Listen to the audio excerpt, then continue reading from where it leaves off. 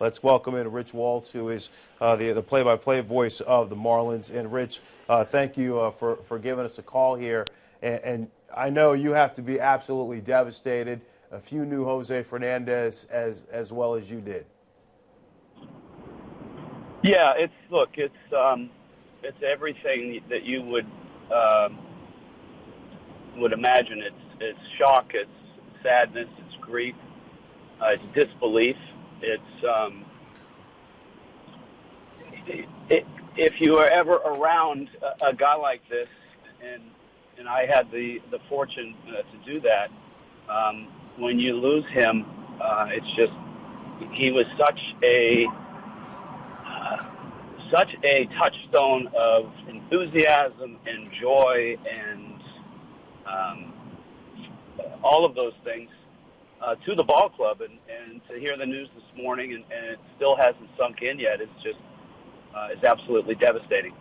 I mean, how do you think, the team is the players themselves? I mean, he had to have been close to virtually everyone who was on that roster. How do you think the team is going to deal with this news? Look, he wasn't just close to everybody on the roster. If you've ever watched a Marlins game, you will see that over the course of the game, Jose would have talked to everybody in the dugout for about 5 to 10 minutes until he wore them out, and then he would move on to the next guy. And that includes the nights where he's starting. He was not he had such enthusiasm and such personality that on nights where he would start, he'd be everybody's best friend. He would be talkative. He would be out hitting. He would be out begging to take ground balls at shortstop. All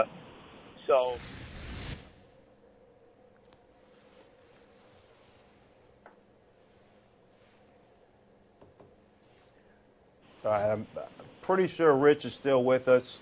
We're having some audio issues back and forth, so I'm going to ask Rich one more question. If Rich, you are with us. I got you. Okay, great. All right, sorry.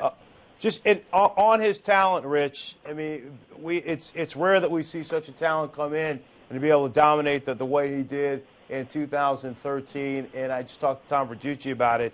Came back from Tommy John surgery, and really there was no drop off. Pretty much just picked up right where he left off.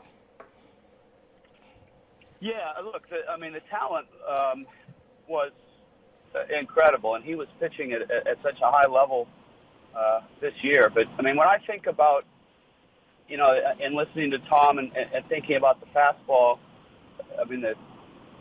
the story that jumps into my mind, when he got to the United States, he settled in Tampa, and nobody knew him.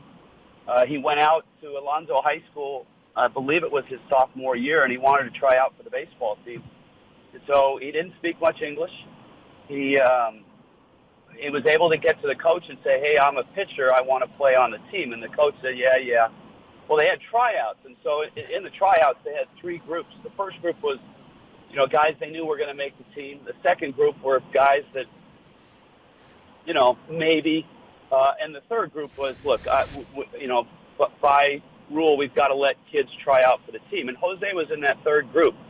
And he sat and watched the whole day of all the tryouts. And finally his turn came, and the coach said, "Well, what do you do?" And Jose said, I'm a pitcher.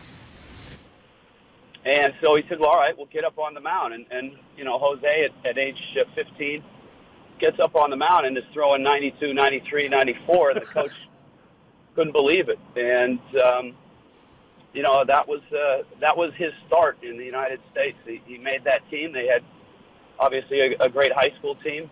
And then, look, that's the thing about Jose too is that makes I think that endeared him to everybody. He didn't speak English when he got to Tampa, and he took 3 English courses every year, his sophomore, junior, and senior year.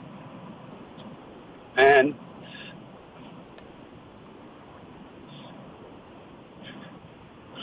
Rich. Oh, I got Fran. No, Rich. Look, I know this is an awful day, and an awful time for you and the entire Marlins family and really all of Major League Baseball. And we really appreciate you calling in and extending your thoughts. And obviously, just a very difficult day for us and for those in the Miami and the Marlins organization with the passing of Jose Fernandez. So we appreciate Rich Waltz calling in here, the play-by-play voice of the Marlins.